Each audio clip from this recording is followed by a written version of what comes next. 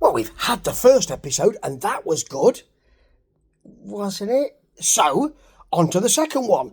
This is Excitement Wrestling Federation. Now, it's got a bit of a strange history, really. I'm sure some people will know about it.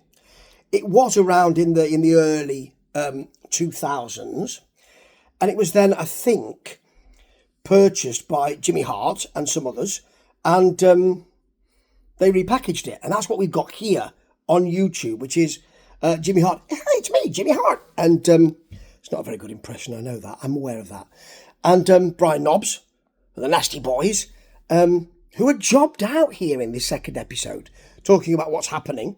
And in the first episode, we just had loads of people introduced. Look, we've got Hulk Hogan, not actually wrestling, just on video doing their phrase, in your face, face, face, face. And this week, he'll be doing the same thing. In your face. Ooh. Anyway, last week we had Rena is the ex-Sable, is the general manager. The commissioner is Roddy Piper. Mean Gene Okerlund's there. Bobby Heenan's there. Kurt Hennig's there. Buff Bagwell's there. And they have some wrestlers who are fit for the future and had been fit for WCW when it was bought by WWF, and then I presume there were surplus to requirements. So people like Juventud Guerrero, Psychosis, they will be in the first match this week. Now, that should be great. That they are facing Conan and Ray Gonzalez should not bring this match down. I'm not a great Conan fan. You know, I think Odelay, Arriba la Raza. Is that what they say? What is it? Yeah. With Ray Gonzalez, I've not seen very much, but they're not as fast and furious as Hoovy and Psychosis, to be honest. Now, a Conan arm drag gets some real cheers early on. I'm looking out to the audience, and there's quite a few people there. I'm looking out to the crowd, and they're not going crazy. And I'm thinking, is this cheering being added later on? I think it might be, because you get a suplex from Ray Gonzalez to other big cheers. People don't cheer a suplex like that, not even in 2005? I think it was when it was brought back. You don't cheer a suplex like that, do you? Hoovy Bulldog is not cheered that much, even though it's really sweet. There's a Hoovy driver, I'm looking at my notes, of course, to some more cheers. That should have cheers, it's very nice. But then he goes up for the 450 splash, and Conan crashes into the turnbuckle and crotches him. And then Ray Gonzalez gets the pin. It's all right. It's okay, but it could have been a lot better. I suspect it might have been a lot better if they'd had different opponents, perhaps.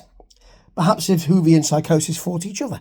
That would have been superb. And it should have been given another 5 minutes or so. This second episode, I was thinking, what angles are you going to bring in? Well, there's two angles they bring in.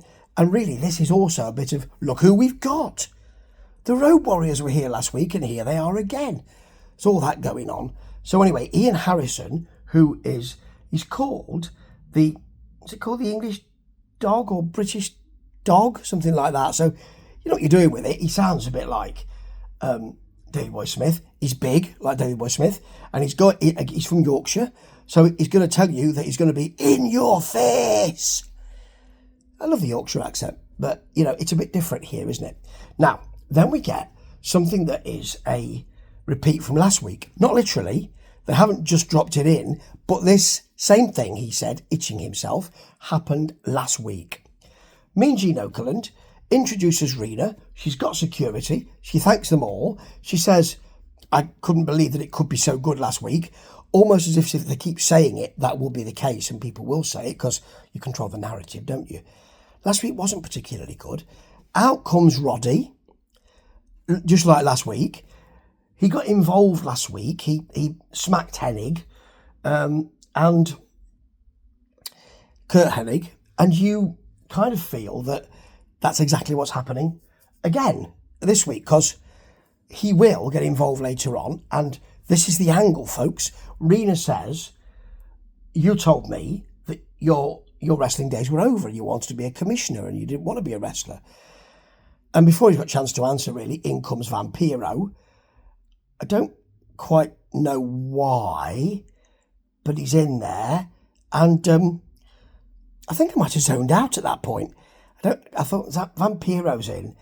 Vampiro is a wrestler that's been bigged up by a lot of people. I really should like him, and yet whenever I see him, I always look forward to it and think this will be good, and it never is. I always think, I'm left wanting more Vampy. But anyway, here are the Public Enemy. No, not the Public Enemy. They're the South Philly Posse. They come out of a shop. There's Jasmine. Remember her? They say, hey, you're fine. She says, get lost. They're upset about that. In fact, they get a bit close to her, almost as if they're going to do something. It's not a good look. She walks away, and that's great. For goodness sake, I'd run if I were you.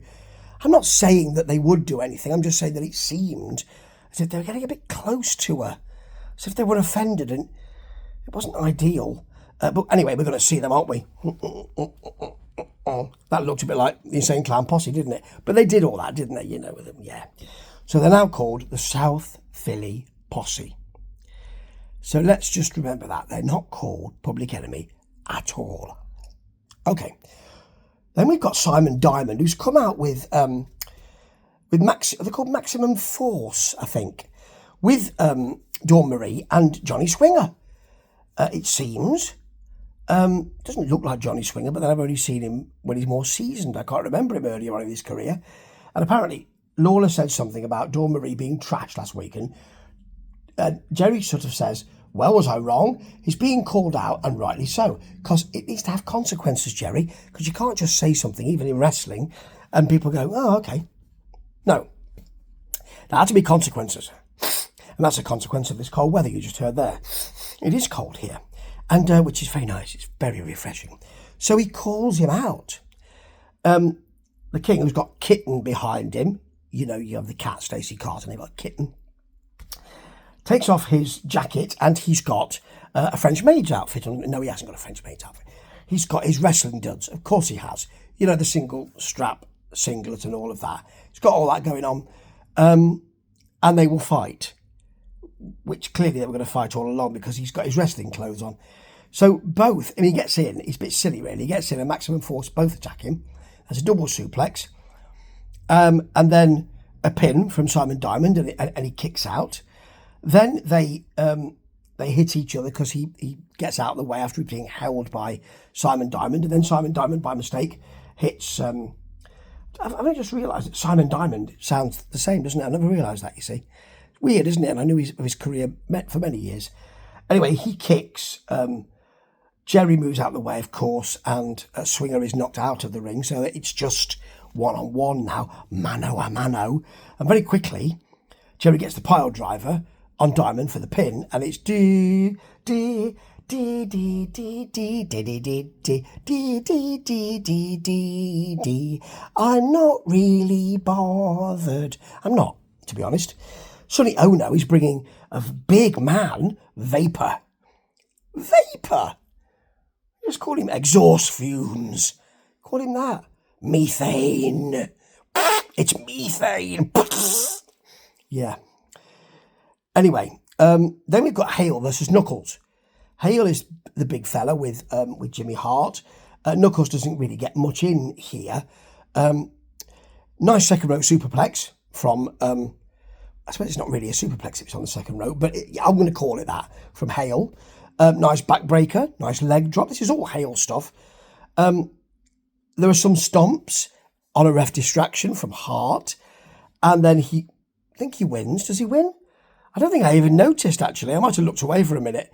Let's presume he did, because he's not going to lose, is he? They're making a lot of him. And there's some afters, and who makes sure they get out of the ring area? Doug Dillinger from WCW, of course. AJ Styles is then interviewed. And this is the best item in the whole of the programme. It's Valentine. You know. And Horace Hogan. Is he called Horace Hogan? Is he called Horace Hogan? Backstage and looking at the matches. There's a board up, and they're pretty cheesed off. They haven't got matches, I think. In comes Roddy Piper, And the great thing is that he can't help but start chopping and slapping while he's talking to Hogan. He's chopping and slapping at Greg the Hammer Valentine. Really chopping at him. Then he roughs him up. And Valentine just, as he leaves, he smacks the board to the floor. It's a good bit. It's not fantastic, but it's the best thing here this week, folks. That shows you how poor this is. Johnny B. Bad then triumphs over Norman Smiley. Norman does the wiggle. Johnny B. Bad does a kind of hip. He just kind of rolls his hips. I'm doing the shoulder because that's all he does. Crowd go crazy. I think it must have been piped in. You wouldn't go crazy for that. He hits a kind of that's kind of C4 thing he does, I think it is, for the pin. And then you've got the second angle. So the first angle is Roddy Piper. More of that in a minute. Second angle is what happens to the Nasty Boys. They got beat by the Shane Twins last week. They got humbled by the Shane Twins because they weren't supposed to lose. They're supposed to be having their rematch with the Shane Twins. Out come the Road Warriors, Hawk and Animal, who saved the Shane Twins from a beatdown last week. And they start to attack the Shane Twins. There's a massive Animal clothesline, a Hawk neck breaker. The Road Warriors hit the Doomsday device, and actually, out come not the Shane Twins. They're in the ring already. Out come the Nasty Boys to sort of distract. They pull the ref out, and then Sags is left in the ring, gets smacked around by Hawk. What this does is it makes the Nasty Boys look ridiculous and meaningless because they're being beaten up by Hawk and Animal when they try and jump them. But also, if Hawk and Animal can beat up the Shane Twins so easily, then being beat by the Shane Twins last week looks even worse, doesn't it, Knobs and Sags? Even worse. So, I don't know what they're trying to do here, but I'll tell you what, Jimmy Snuka Senior and Junior are here, so that's good, isn't it? Right? They will mention it when they do their outro, Hart and Knobs.